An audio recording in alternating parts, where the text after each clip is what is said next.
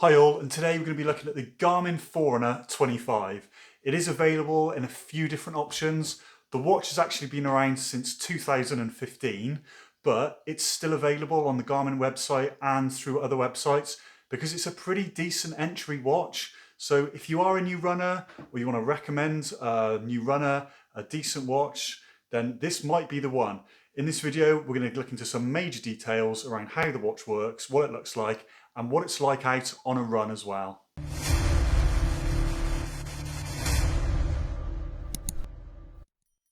Hi guys, I'm Shanebow and thanks for tuning in today. I just want to say a massive thank you to everyone who's subscribed recently and anyone who's commented on my channel. It really means loads to me. The numbers are kind of doing that at the minute and it's really good to see. If you are new here or you're a new runner, then please press subscribe, or please press subscribe even. I'd really appreciate it, and I've got lots of great content coming for you as well. So before we look at the specs of the Garmin Forerunner 25, let's have a little look at it up close and see exactly what it looks like. If we turn it to the side, you can see the depth of it just there as well. That's the back of it just there. Obviously there's no heart rate monitor on the back. These little pins you can see just there, that's to house the charger, which snaps on quite easily like that.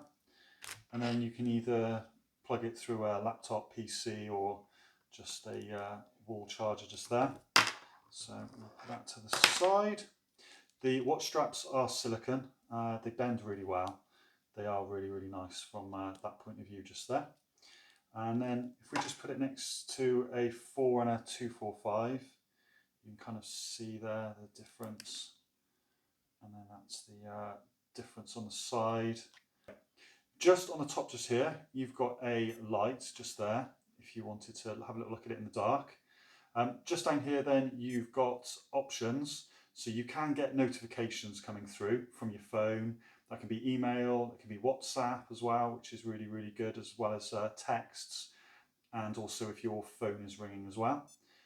Pressing down just there, you can look at your history, your last few runs if you haven't synced them, and then you can go into settings just here as well, and then you're back to the main part. But if we go over to settings, you can actually go into the run settings just here, and you've got a few really cool bits. So you can put it on auto pause if you wanted to.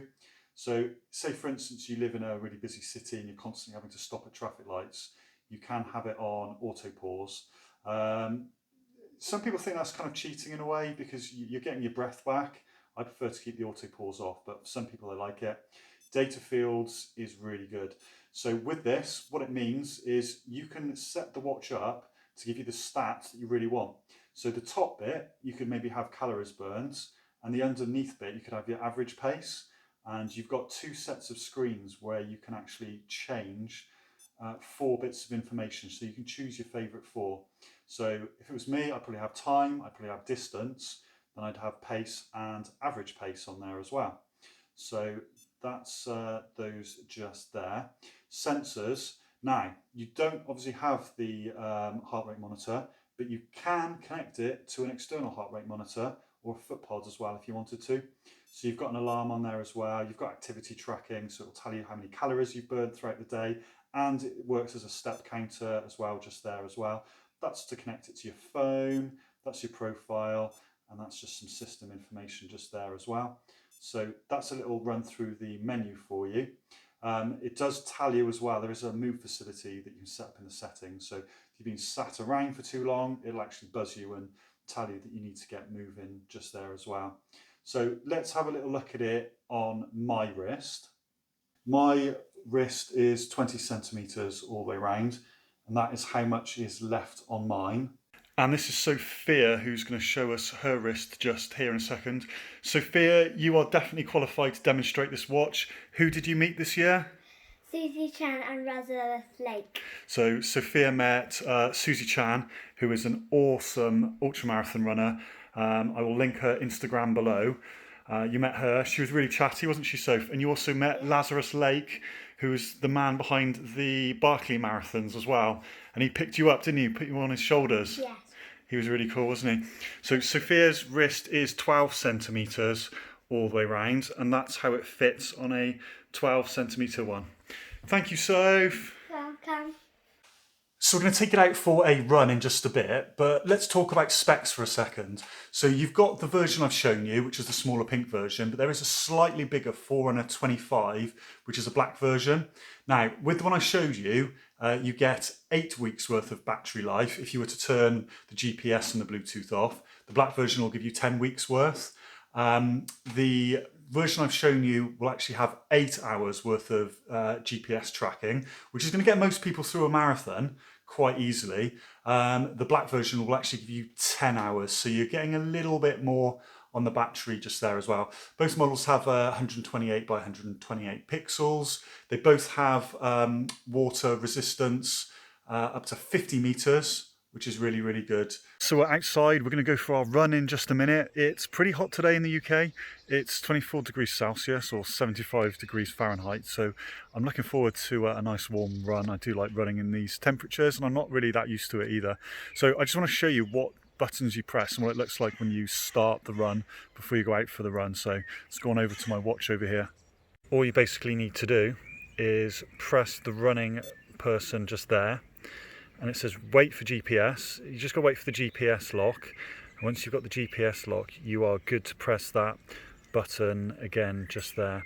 So there we are, we can go. So literally you just then press start again and then it's counting through. So you can see there we've been 5 seconds, etc. So at the top there we've got the time we've been running for, and they've got the pace just underneath there as well. And then if we want to press down, that's then going to show us pace and calories just there. But obviously those are customizable, like I showed you earlier. When you want to stop your run, you literally just press that button just there. And then you've got the options of resuming it. You can save it, so it uploads it. Or you can discard it. So obviously in this case, we just want to discard. And it's also saying, are we sure we want to discard it? Yes, we are very sure, because that was a rubbish run. So let's go out and hit the road. Okay guys, so we've just gone over 1.6 miles. What I'm going to do is point you at the watch, and then we're going to kind of run slow, then run really fast, just to see how the pace changes on the watch itself. Is it quick, or is it a slow pace change? We'll find out. So it's 10-minute pace, and we're really ramping it up now, and it's hot. Whoa, that changed quick, really good. Wow.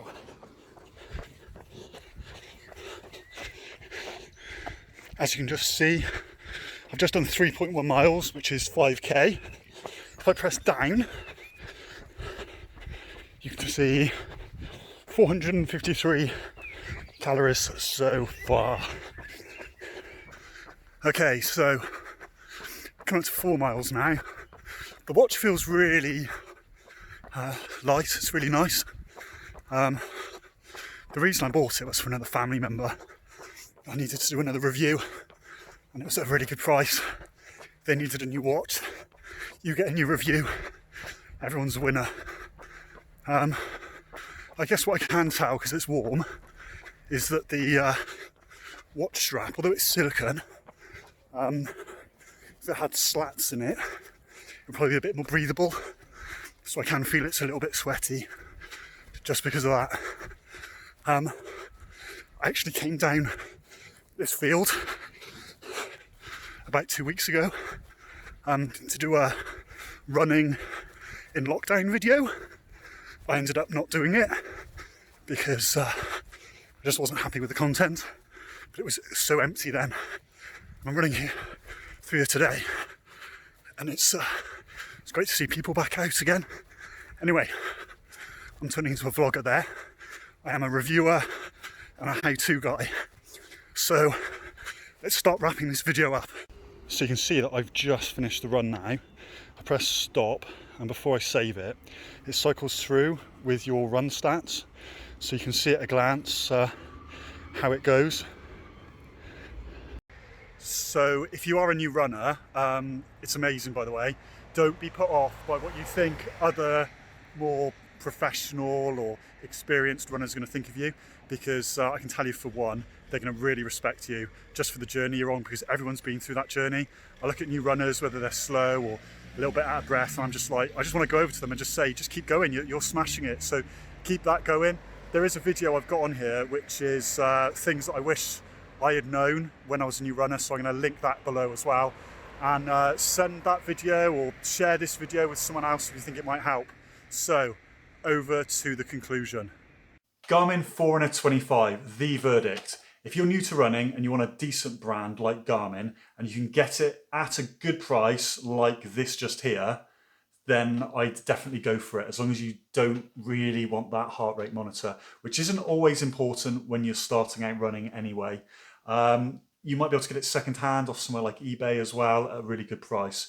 But if you're looking for full price, I wouldn't go for it. I'd be looking at spending a little bit more money and upgrading to a watch like I'll show you in one of the videos in just a second.